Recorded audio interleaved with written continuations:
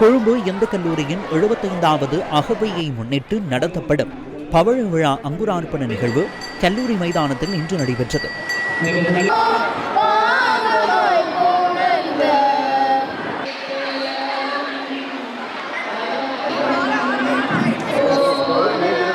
இதன்போது 75 பானைகளில் பாரம்பரிய முறைப்படி பொங்கல் பொங்கி நிகழ்வு ஆரம்பித்து வைக்கப்பட்டது.